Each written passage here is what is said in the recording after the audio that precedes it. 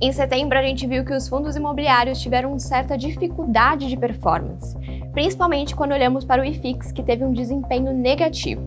O mês de outubro também não ajudou. Com a alta da Selic no radar e a aversão ao risco também na conta, será que é a hora de investir nos FIIs, principalmente nos de tijolo? É isso que nós vamos descobrir no Money Minds de hoje.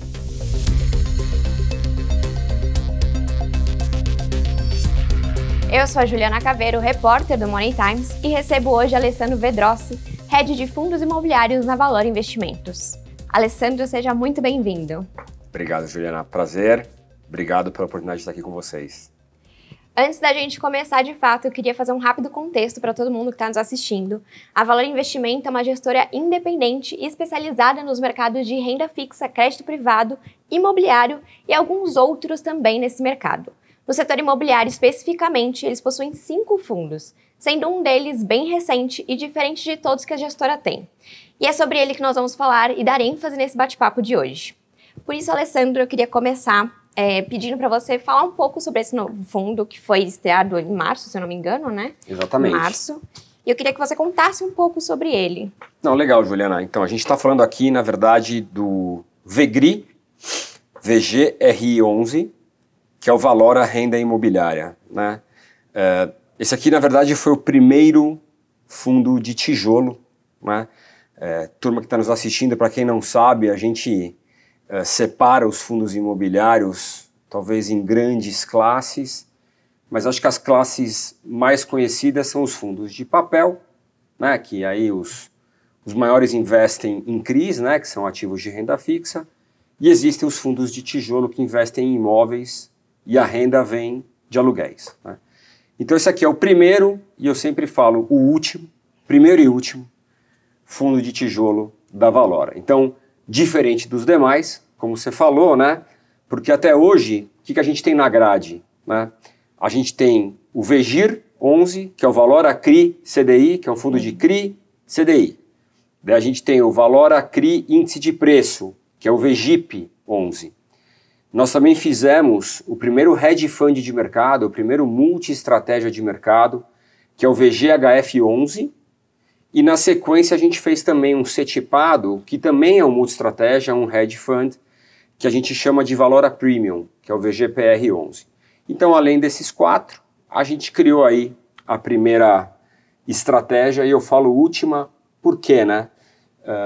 Porque eu acho que um aprendizado da gente ter feito esse multi-estratégia imobiliário, esse hedge fund, foi fazer o seguinte: poxa, em vez de eu ficar criando, né, um fundo imobiliário de shoppings, um fundo imobiliário de galpões, um fundo imobiliário de lajes, por que não pensar de uma maneira mais ampla, criar um veículo de tijolo que seja multissegmento?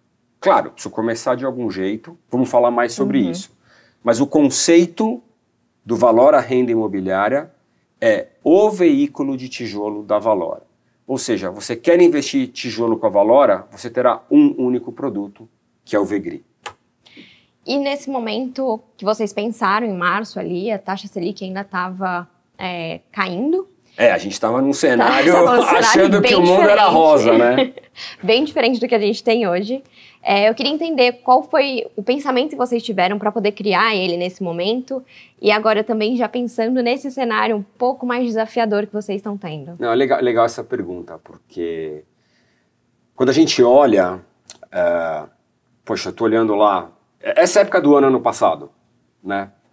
A discussão nessa época era se no final de 24 Selic ia estar em 9, Selic ia estar em 8,5, tinha gente que falava que Selic ia estar em 8, né?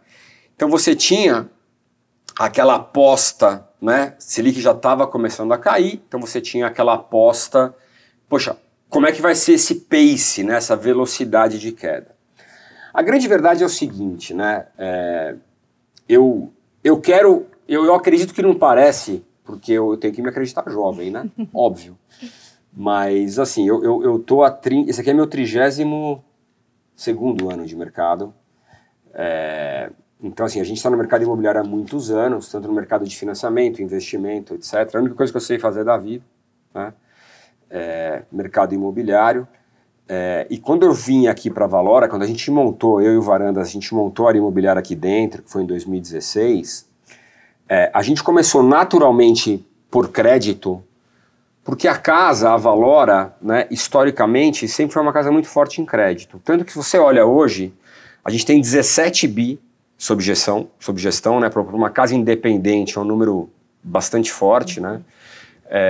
Eu diria para você que desses 17 bi, talvez 15 bi seja crédito, talvez 14,5. Né? Então a gente é muito forte em crédito. Então acho que foi um caminho meio natural eu começar por crédito. Eu acho que ao mesmo tempo a gente também foi muito disciplinado, ou seja, poxa, a gente começou com o VGIR em 2018, cresceu o VGIR, aí a gente introduziu o VGIP, que é o de inflação, em 2020, aí viemos com a ideia do hedge fund em 2021. Porém, a gente sempre tinha na nossa cabeça, a gente quer fazer uma estratégia de tijolo, né? Só que a questão também é o seguinte, o que você precisa casar? Né? É um pouco aquela história do alinhamento dos astros, né? Eu aprendi, né, nesses anos todos, de como é que você ganha dinheiro no mercado imobiliário. Você ganha dinheiro no momento de entrada, no momento que você compra um ativo, né? Como é que um incorporador consegue garantir que ele vai ganhar dinheiro? Se ele comprar o terreno barato, né? Então, se você comprar bem o ativo, é a gênese de um negócio de sucesso, né? Então, esse é o primeiro ponto. Porém, qual que é o grande problema, né? Pensar no cenário macro. Quando o cenário macro está ruim, normalmente o valor dos ativos estão baratos, só que é muito difícil você captar dinheiro. Quando o cenário está bom e é fácil, entre aspas, ou mais fácil captar dinheiro, o valor dos ativos está muito mais alto. E por isso que aconteceu N vezes de fundos imobiliários captarem muito dinheiro e pagar caro por ativos por aí, né? Então, o que aconteceu esse começo de ano, né? Eu acho que houve um pouco essa história do alinhamento dos astros. A gente, na verdade, assinou, né, um memorando de entendimentos na época com o BTG, com o fundo do BTG em novembro do ano passado, para poder comprar um primeiro portfólio. Ou seja, era um momento ainda, havia muita incerteza, a Selic ia cair, mas havia muita incerteza, então a gente conseguiu travar um preço, na nossa visão, muito bom, né? Então a gente sim estava pagando barato pelos ativos, né? Ativos muito bons, nós vamos falar mais deles aí. E aí, como a gente estava com essa expectativa de queda de Selic, a gente falou, poxa, vai abrir uma janela para captar. Então foi exatamente isso que aconteceu, quer dizer, a gente conseguiu aí, talvez num dos poucos momentos nesse ano, tão conturbado, né, de justamente conseguir encontrar esse alinhamento onde a gente conseguiu pagar barato, o que me traz muita tranquilidade. Por quê? Porque eu sei que, poxa, legal, o momento está muito estressado agora, mas mesmo assim a gente pagou barato. Então acho que esse é o ponto importante. E conseguimos captar o dinheiro para fazer o negócio acontecer, né? Então acho que o alinhamento dos astros está aí. Então, por que depois de tanto tempo vocês fizeram isso exatamente agora?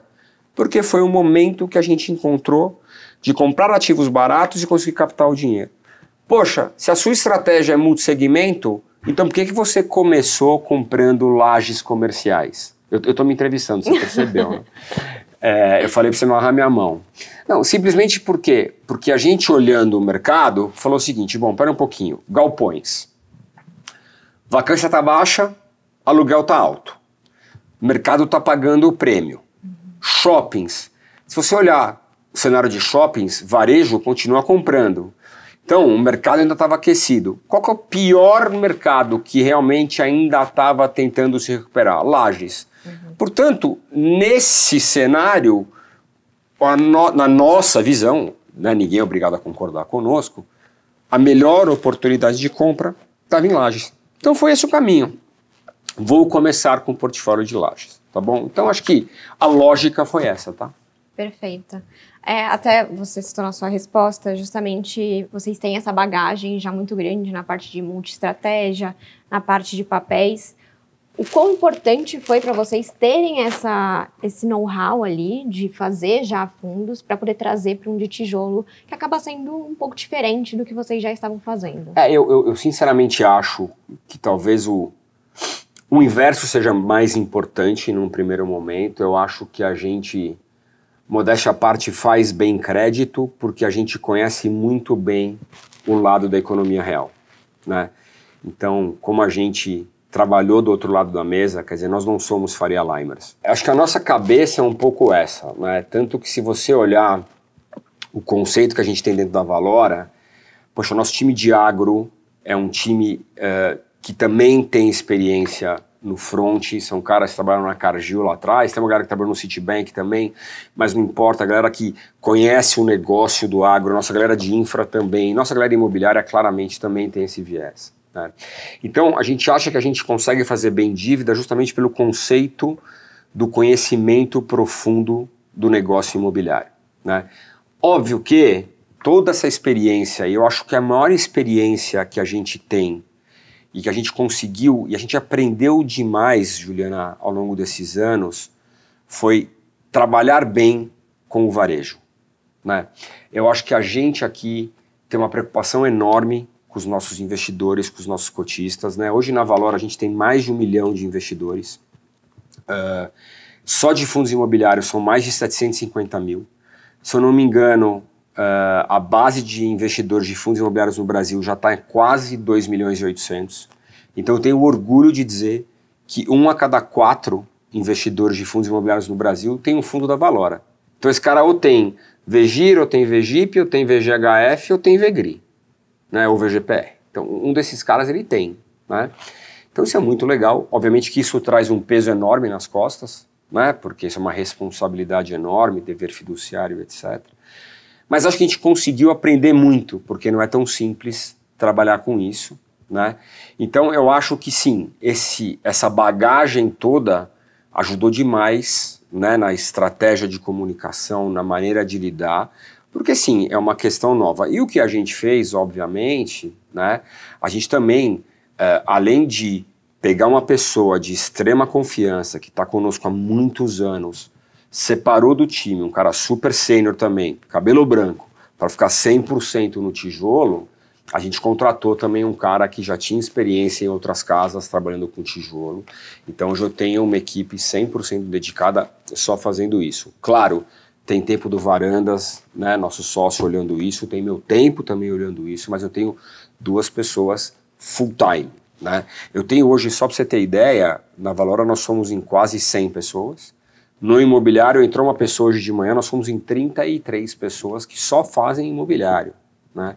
Ou seja, meu time imobiliário hoje é maior do que muita gestora que só faz imobiliário, né? Então acho que isso mostra, né, o tamanho da importância que a gente dá, né, pro quesito gente, que é o maior capital que a gente tem nesse negócio, né? É engraçado porque as pessoas falam, as gestoras aí só querem ficar captando dinheiro e ficar recolhendo dinheiro, etc. Não, né? A gente tem uma preocupação enorme de entregar um serviço de qualidade, até porque tem 2 aspectos, né? Primeiro, esse nosso negócio, eu sempre brinco que isso aqui não é corrida de 100 metros, é maratona com obstáculos. Então o primeiro ponto é esse. E o segundo ponto mais importante, esse business, ele claramente é reputacional. Então você demora, assim, aqui para poder ir crescendo e criando reputação, e você perde do dia para a noite, né? E acabou, a gente é sócio, a gente é dono do negócio, a gente está 100% alinhado com o cotista na ponta. Portanto, se esse negócio der errado amanhã, acabou pra gente, né? Então, tudo que a gente faz, a gente está 100% preocupado com o cara que está na ponta. Claro, a hora que você tem 1 milhão de investidores, não dá para todo mundo ficar feliz com toda a decisão que você toma. Isso é por definição, né? Se quando você chega em casa, o seu marido ou a sua esposa, o que você faz, ela já não vai ou ele não vai concordar, você imagina quando você tem 1 milhão, certo? Então faz parte, acho que isso também é do dia a dia, entendeu? Perfeito. E hoje vocês estão trabalhando com que tipo de estratégia dentro do fundo? Vamos lá. Primeiro caminho nosso, qual foi? Né? Quer dizer, a gente comprou os ativos, na nossa visão, num preço muito bom, né? E aí o primeiro caminho nosso foi ter um trabalho intenso numa geração de valor a curto prazo, que era trabalhar nas renovatórias dos valores de locação, né? E isso a gente conseguiu fazer de uma maneira bastante positiva, junto aos nossos sócios nos ativos aí específicos, né? E eu posso contar um pouquinho desse trabalho que a gente fez, a gente acabou colocando isso nos relatórios gerenciais. Né? Então, assim, eu poderia destacar onde que a gente conseguiu fazer isso, que eu acho que foi muito bem feito. Né? Quando você olha hoje, até contando um pouquinho do fundo, né, para quem não conhece, fundo hoje, a gente tem, na verdade, 6 participações, né, em 6 ativos distintos, dos quais 3 são os mais importantes. Né? Quais são esses 3 mais importantes? A gente tem metade do edifício Cidade Jardim, que ele é na Avenida Cidade Jardim, aqui em São Paulo, esquina com a Mário Ferraz, é onde está o Pátria, Banco ABC, a Aqua Capital, WHG, GIC, é um prédio icônico, maravilhoso, um prédio muito, muito bom. Hoje, esse prédio é 50% do nosso fundo do Vegri, 5% do Family Office e 45% do fundo PVBI.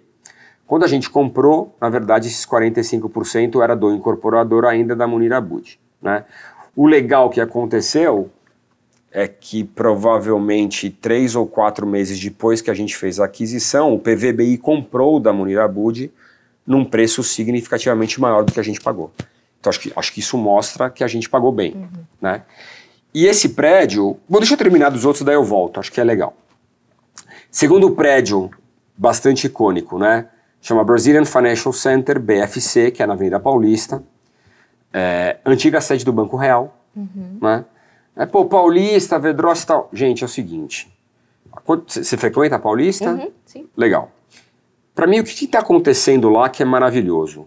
Cidade Matarazzo, Hotel Rosewood, acabou de inaugurar o Soho House, né? Nós, do lado da dívida, a gente hoje é o maior credor para terminar todo aquele complexo Cidade Matarazzo. A gente deu dinheiro para fazer o Casa Bradesco lá, sabe? Que está tendo, inclusive, agora a mostra do Anish Kapoor, não sei se chegou a conhecer, coisa espetacular, maravilhosa, chama Inflamação a mostra, uma coisa, assim, é maravilhoso, tá? Realmente, eu sou meio burro para cultura, sobre ela te dizer, sou engenheiro, né? Sou meio quadrado, mas é espetacular, né? E a verdade é que aquilo lá virou um destino, né? E o que acontece? Você tem aquele complexo, tem a São Carlos do Pinhal, tem o BFC e a Paulista. Então, na verdade, o BFC é o portal do Cidade Matarazzo pela Paulista, né?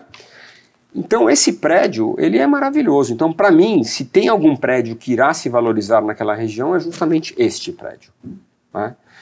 Então, para mim, esse ativo é espetacular. E, por último, né, é o prédio da Vinci, no Leblon. Eu brinco, eu nem falo Rio de Janeiro, no Leblon, que é da Vinci, da gestora, né?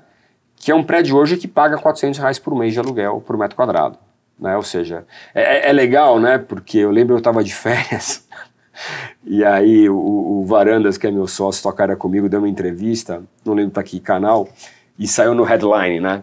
Valora paga preço de Faria Lima no Rio de Janeiro. Daí eu falei, cara, você devia ter falado que os caras pagam mais caro que Faria Lima no aluguel, pô. Você sai no headline que a gente pagou o preço de Faria Lima, poxa, só que eles pagam mais caro que Faria Lima no aluguel.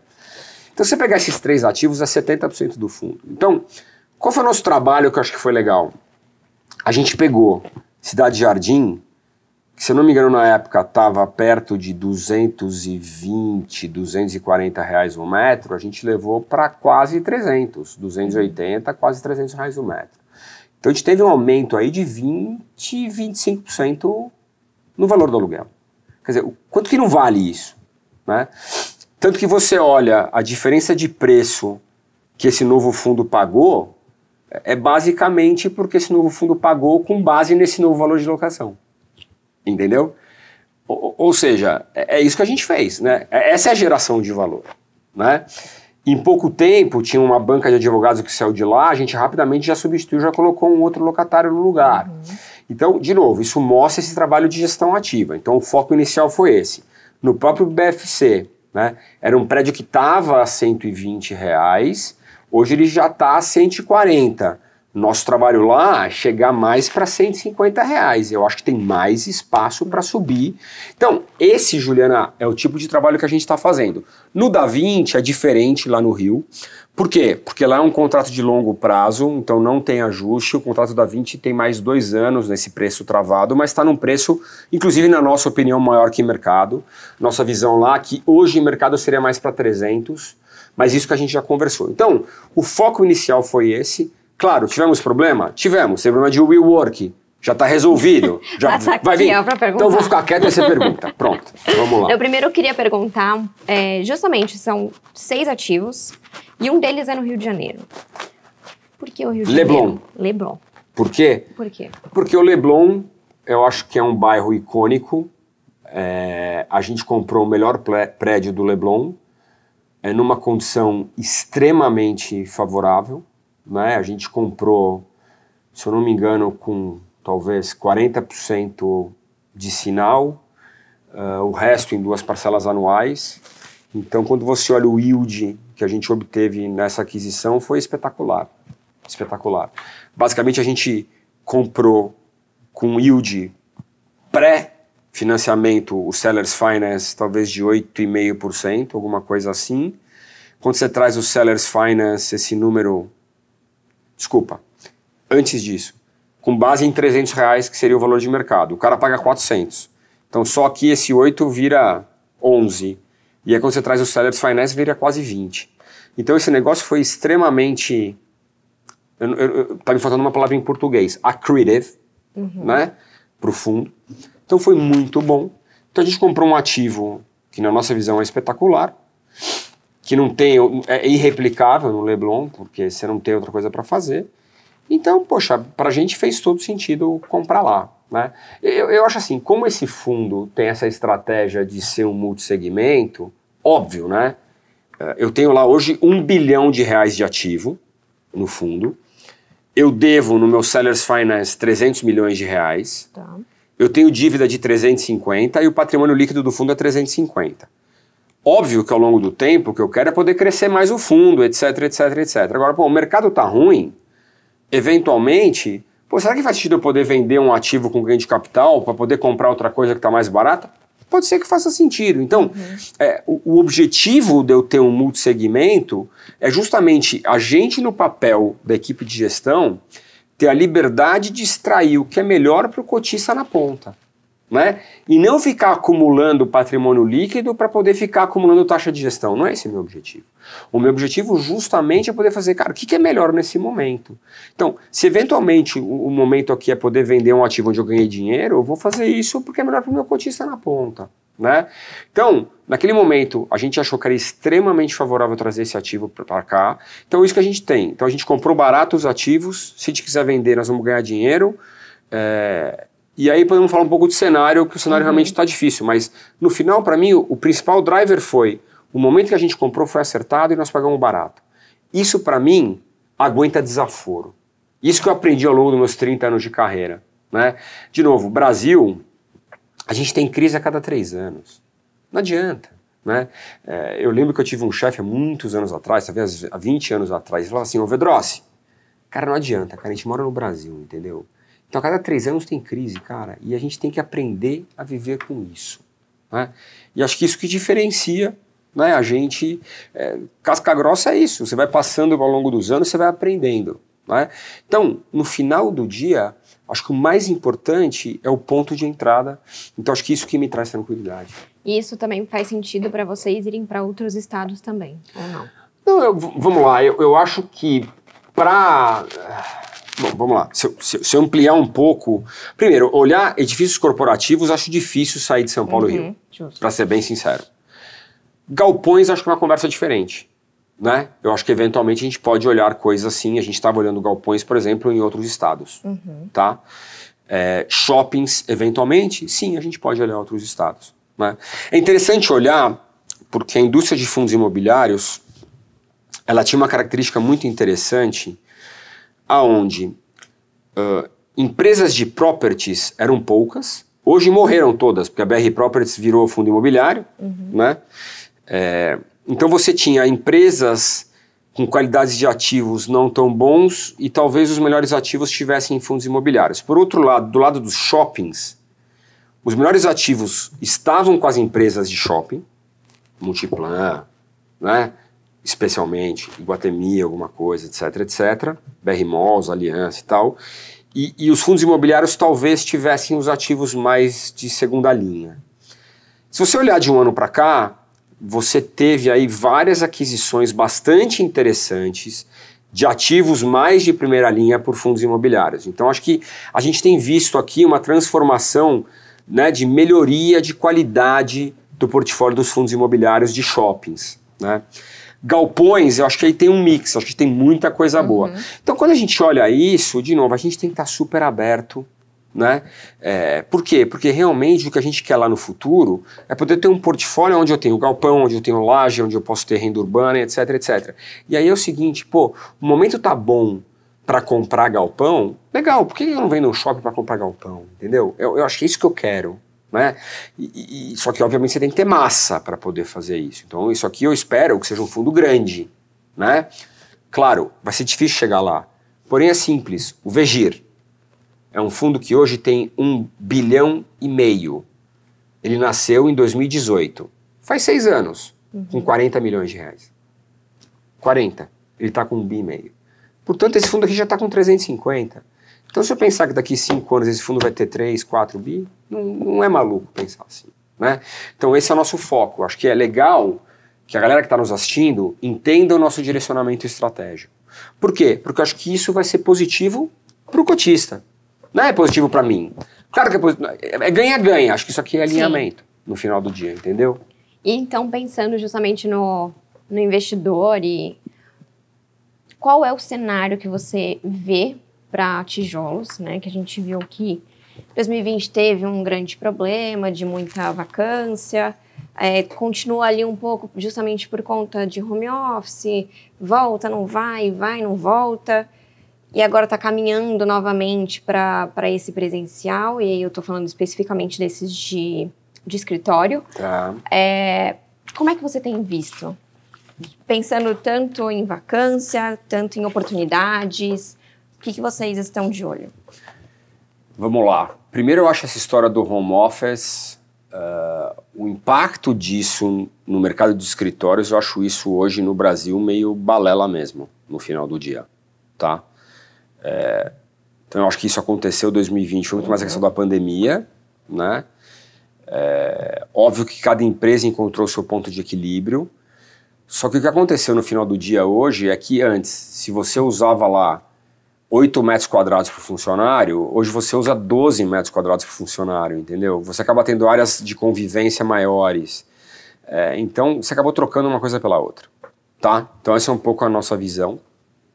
E sim, tem muitas empresas repensando essa equação dessa questão de home office, né? Mesmo o nosso negócio, eu vou te falar assim, eu vejo muitas gestoras que funcionam bem com home office e a gente é um exemplo que não funciona. Assim, a gente chegou à conclusão que a nossa produtividade em home office, exceto algumas funções muito específicas que funcionam, mas na média ela é uma produtividade pior, assim, né? O resto, a verdade é o seguinte, né?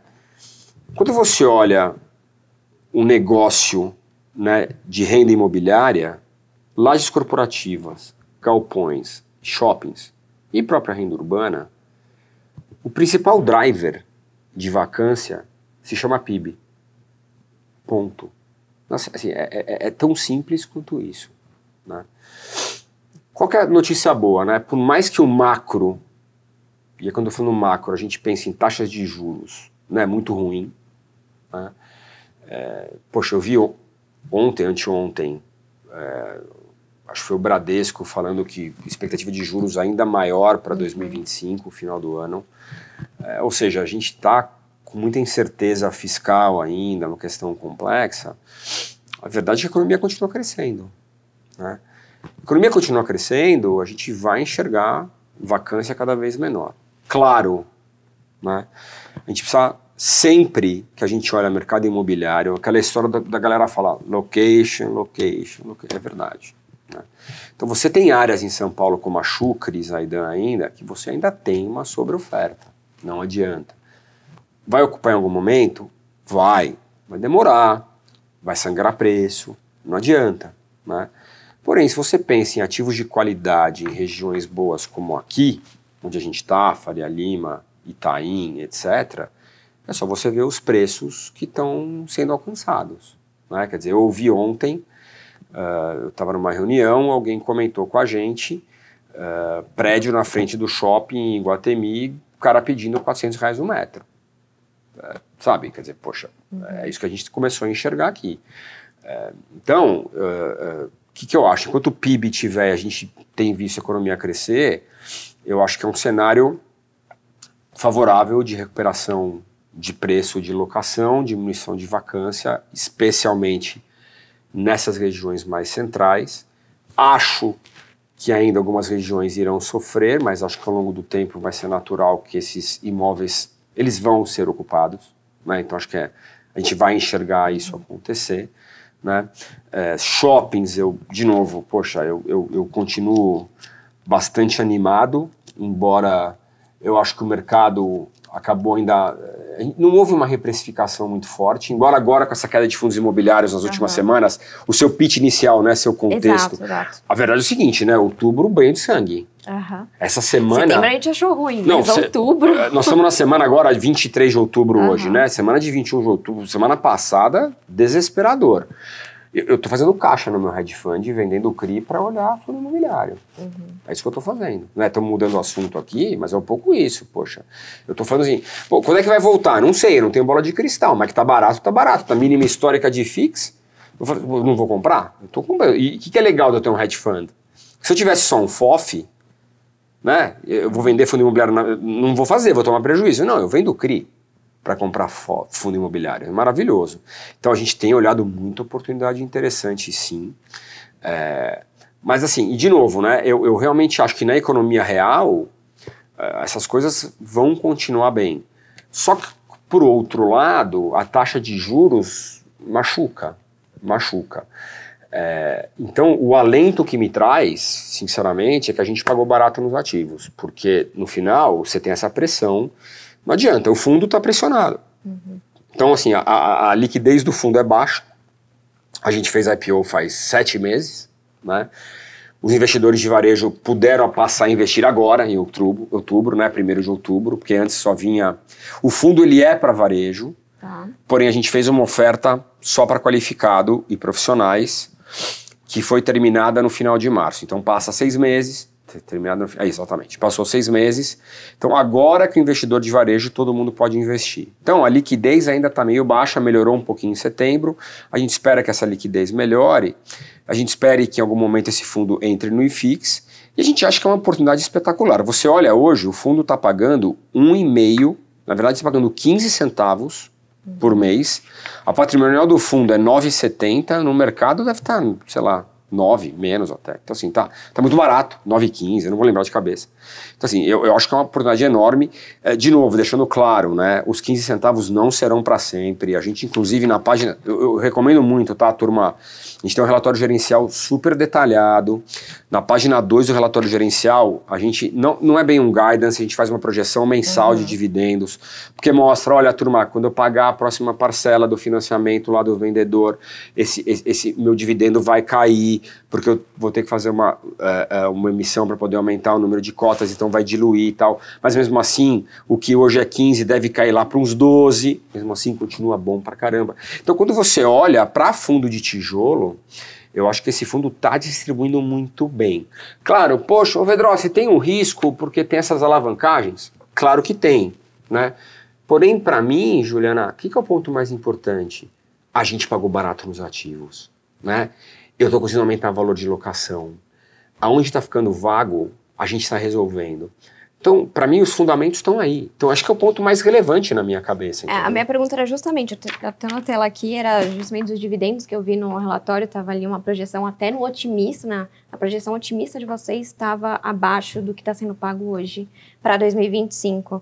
Entendo que é justamente por causa disso. Exatamente. Vocês estão entendendo que é realmente um portfólio bacana. E é que isso já faz parte do seguinte, né? Como a gente fez uma aquisição alavancada, eu vou precisar pagar... eu fiz uma aquisição a prazo. Tá. Então, a hora que eu pago a parcela do vendedor, eu trago mais cotas. Então, eu diluo aquilo que eu estou pagando. né? É meio o seguinte, hoje estou eu e você, então hoje eu estou dividindo essa receita entre nós dois. Amanhã eu trago a Carol para o fundo, agora temos que dividir em 3. O conceito é esse, que eu tive que pagar uma parcela a mais. Tá? Então não é que diminui a receita, não é que a gente espera a vacância, nada disso, mas o conceito é esse. E desde o momento que a gente abriu esse fundo IPO, a gente já contou essa história, a gente já esperava que fosse isso. De qualquer maneira, eu acho que o ponto importante aqui é o seguinte, mesmo com toda essa diluição esperada que vai acontecer a partir de 26, esse dividendo, ele é melhor do que se está pagando no mercado hoje, né? Então, óbvio, é um fundo ainda novo, né? É um fundo que não é muito grande ainda, a liquidez é baixa, porém, na minha modesta opinião, faz todo sentido a gente olhar, né, como oportunidade de diversificação. E aí, turma, o que eu falo para vocês? Olhem outros fundos imobiliários aí que investem em fundos imobiliários. Tem um outro grande fundo aí de uma casa super respeitada, que o maior ativo de investimento dele hoje de fundos imobiliários é o Vegri. É só olhar, quer dizer, de novo, por que ele faz isso? Porque o Vedross é bonito, tem lindos olhos azuis? Não, porque o fundo é bom. Porque o cara lá está vendo uma boa oportunidade, né? Então, aproveitem também, né? Tentem buscar aí os experts de mercado e também talvez aproveitem essa oportunidade. De novo, a gente sempre fala, né? Fundo imobiliário, primeira coisa, você tem que ter uma visão de longo prazo.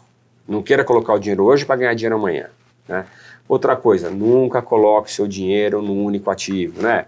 Põe todos, né, os ovos numa cesta só. Óbvio, gente. Então, claro, o que eu estou falando aqui é que isso aqui faz parte da composição do seu portfólio, né? E no preço que está, gente, eu acho que isso aqui está muito barato, acho que é uma grande oportunidade. Essa é a minha opinião. E aí a gente vai falar também que eu não deixei você complementar, mas era justamente sobre o WeWork. Anotei aqui, vocês até soltaram um fato relevante recente, falando que vocês fizeram um acordo com eles. Como é que tá a situação? O que vocês acordaram com eles? Como é que isso estava impactando vocês? E aí eu volto um pouquinho lá naquela questão de cenário, justamente se é uma coisa isolada da WeWork, é possível ver isso em alguma outra empresa? Vamos lá, eu acho que a gente, primeiro, né, a gente perder inquilinos é normal, a gente ter inadimplência faz parte do jogo e faz parte do dia a dia, por isso que é importante a gente sempre ter uma carteira diversificada, né, e não ter concentrações muito grandes. Acho que o primeiro ponto é esse, né.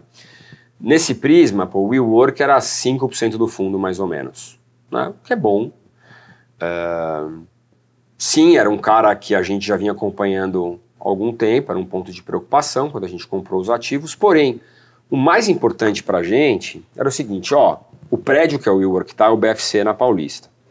Quem mais está nesse prédio? Né? Banco Pan, o Ion do Itaú, né? Que na nossa visão, se eu não me engano aqui até tenho no relatório, hoje lá, só para você ter ideia, tá?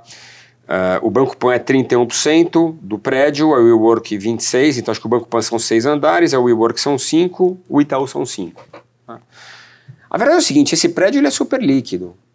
Então, caso a WeWork saísse, eu acho que eventualmente tanto o Banco Pan, o Itaú poderiam eventualmente expandir. Ou qualquer outra empresa. Ou qualquer outra empresa poderia, né?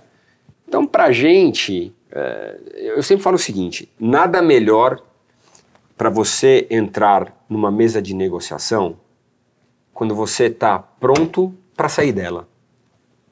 Qual é a melhor forma de você negociar? Quando você está pronto para sair. Não está pegado. É isso, né? Se eu vou fazer uma negociação e eu estou com medo, é a pior maneira de você entrar numa negociação. Então, eu acho que a questão aqui foi exatamente essa. A gente tem um ativo ótimo, né?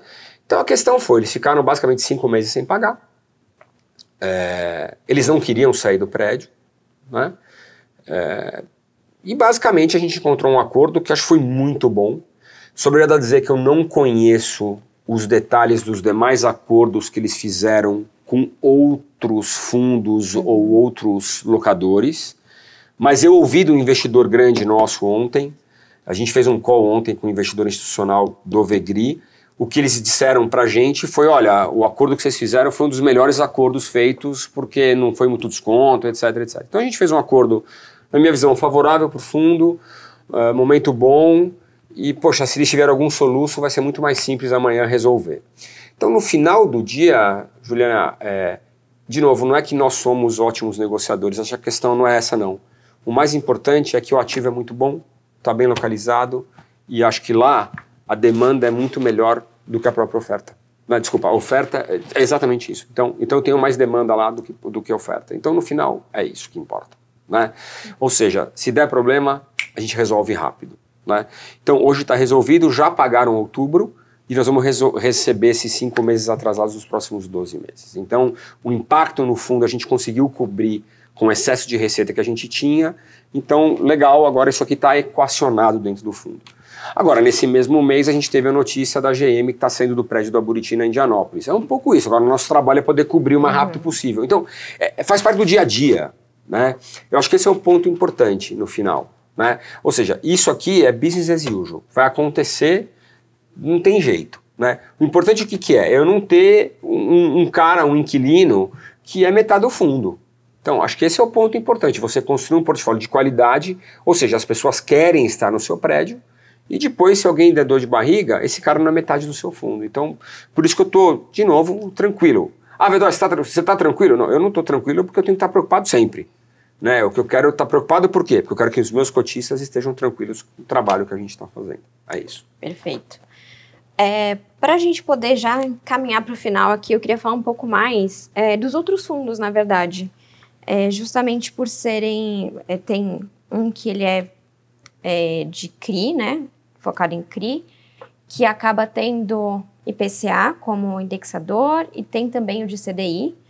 Eu queria que você falasse um pouco justamente, pensando que esses são os fundos que agora são os favoritos, justamente por estar num momento favorável ali para a renda fixa. Queria que você contasse um pouco a visão de vocês sobre o assunto e justamente também colocando aí, embutindo a visão de Selic mais alta. Bom, vamos lá, né? A gente tem um fundo que foi o nosso primeiro fundo, que é o VGIR, o VGIR 11, que é o nosso fundo de CRI CDI, chama Valora CRI CDI. É um fundo que está aí desde 2018, portanto ele está no seu 7º ano de existência. Eu brinco que é um fundo chato, porque é um fundo reloginho, ele roda líquido na ponta, entrega de dividendo, CDI mais 3 a CDI mais 3,5. Nos últimos 3 meses ele entregou 10 centavos por cota. É um fundo que a cota patrimonial dele está em 9,64 hoje. O fundo hoje deve ter umas 52 operações lá dentro. Fundo bastante diversificado. São dos pouquíssimos fundos de mercado que é CDI. Né? Tem o KNCR, tem o nosso e acho que mais um que a Kinea fez. Assim. O resto a galera mistura. Assim. Então... O único momento que eu me permiti colocar IPCA nesse fundo foi quando a Selic estava a 2, e ela estava, na verdade, a 2 de mentira, porque era mentira que era 2. Então eu falei, pô, aí também não dá. Aí eu coloquei IPCA, cheguei a ter 18% de IPCA, mas fora isso eu sempre tive CDI. Então eu acho que é um fundo defensivo, especialmente agora com essa discussão toda de CDI, eu acho que é meio no-brainer alguém ter alguma coisa de CDI no portfólio. E, de novo, é um fundo que trade a 5 milhões de dias, sabe? É um fundo de crédito, eu não gosto, isso também é legal assim dividir para a turma, eu não gosto de fundo de CRI que investe em outros fundos de CRI. Por quê? Como você falou, fundo de CRI tem o que lá dentro? Ativos de renda fixa. A hora que eu trago o fundo imobiliário aqui dentro, eu estou trazendo ativo de renda variável dentro do portfólio de renda fixa. Eu acho que você traz outro perfil de risco no seu portfólio. Eu não gosto. Então eu só tenho CRI lá dentro. Eu ganho dinheiro com spread de crédito, ponto. Aí depois disso a gente fez o VGIP, né, que é o nosso fundo de IPCA, e aí é um puro sangue inflação. Né. Esse ele está um pouquinho, na verdade assim, os fundos de inflação é engraçado porque não tem muito jeito, você acaba andando 2 meses de atraso com a inflação, aí você tem um mês de inflação mais baixa, você paga um dividendo menor, o fundo cai na ponta, entendeu? Então é mais difícil. Então, esses fundos eles estão com desconto em relação ao patrimonial e é maluco, porque se olha a carteira desse fundo hoje, ela deve estar grosso, uma carteira IPCA mais 9,30, assim, é uma coisa maluca, para mim é uma oportunidade absurda. Você comprar um fundo desse, com desconto ainda, se você comprar no secundário esse fundo, você vai comprar uma carteira grossa, obviamente, antes de taxa de administração, mas você vai comprar 9,80, quase 10. É maluco, né? Com a diversificação, tem mais de 50 ativos, carteira... O VGIP especificamente tem, se não me engano, 25%, 30% com rating internacional. Internacional, assim, Fitch, S&P, Fitch Moody's e tal. Também, visão de crédito, a diferença é que o VGIR para o CCDI é duration mais curta, tem 2 anos e pouco de duration, o VGIP é mais longo, 4 anos, mas é isso, tá? Fundo que roda hoje PCA talvez mais 7,5 na ponta, tá? Mais ou menos. VGIR tem 1,5 bi, trade a 5 milhões dia, VGIP tem 1,1 bi, trade a 2 milhões dia, né? O VGIP ainda está na cota base 100. Eu realmente preciso splitar esse fundo. Em algum momento eu vou splitar esse fundo e deixar ele tradar na cota 10. Eu só não fiz isso ainda, porque como ele é um fundo que anda com a inflação, eu acabo distribuindo muito 0,81, 0,82, 0,93. E como eu não gosto de distribuir 0,091, então eu fico nesse negócio na minha cabeça, porque eu não gosto de distribuir fração de centavo, entendeu? Pode ser besteira, é que eu sou chato, eu não gosto. O meu sócio de agro faz isso, eu não faço. Então talvez eu tenha que tirar isso da minha cabeça, splitar esse cara, porque a verdade é o seguinte, quando você splita, ajuda na liquidez, tá? É impressionante isso, é verdade. Aí fora esses dois, a gente tem os multi-estratégias, que aí um tá com 1,5 bi, outro 500 milhões. Então eu tenho hoje 2 bi em multi-estratégia. Então acho que a gente hoje é a maior casa com hedge funds, com multi-estratégias, que é o VGHF e o Premium. E aí hoje, poxa, o que é legal do multi-estratégia? Eu tenho o CRI, fundo imobiliário, o equity direto, eu tenho ações, eu tenho... Mas o legal é isso, né? Pô, o mercado tá ruim de fundos imobiliários. Eu cheguei pra galera e falei assim, galera, vou fazer 50 milhões de liquidez. Como é que você vai fazer liquidez? Eu vendo o CRI. Simples. O mercado tá ruim, como é que você vai fazer liquidez? Vendo o CRI, galera. Não tem problema nenhum. Fresh money, vamos comprar fundo imobiliário, vamos raspar o mercado. Quem pode fazer isso? É legal, né? Então acho que isso é legal você ter fundos hedge fund, porque o objetivo do hedge fund é justamente esse, né? Então se está barato, por que eu não vou comprar? Né? Então acho que justamente essa é a beleza do hedge fund, né? E um pouco, puxando o gancho de volta para o VGRI, é um pouco a filosofia que eu quis trazer para poder ter um multi-segmento de tijolo. Óbvio, você ter um multi-estratégia de ativos financeiros imobiliários são ativos muito mais líquidos, né? Então não dá para você imprimir a mesma velocidade de negociação quando você tem um multi-segmento tijolo, mas o conceito é o mesmo. Você pode ser contracíclico, entendeu? Se você tem um fundo só de shopping, você não consegue ser contracíclico, certo? Então, se você tem um fundo monossegmento, você não consegue ser contracíclico. Se eu tiver um fundo multissegmento, eu consigo ser contracíclico. Entendeu, Juliana? Então, assim, é claro que é bonito eu falar a tese, eu estou montando o fundo ainda, as pessoas não conseguem enxergar, mas eu espero que daqui 5 anos a galera olhe isso e fale assim, putz, meu, que legal que os caras... E espero que outros façam, porque é legal. Quando a gente montou o Hedge Fund em 2021... Hoje, pô, a Kinea fez. Quando a Kinea fez, eu falei, maravilha, pô. Se a Kinea fez, o BTG fez. Eles pegaram, na verdade, e o FOF deles, eles juntaram com o Hedge Fund. Pô, maravilha, que foi o que a gente fez também, quando a gente comprou a Mogno. Então, pô, então assim, é legal, porque a gente, de novo, sendo uma casa independente, eu acho que são vários caramba, veio a palavra achievements na minha cabeça, vários...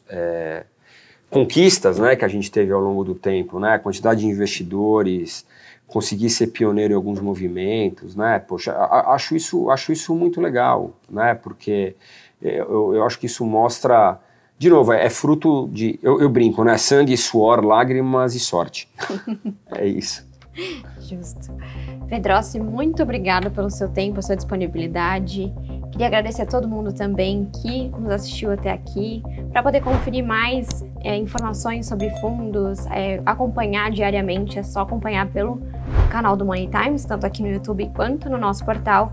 E é isso, até a próxima. Muito obrigada. Obrigado.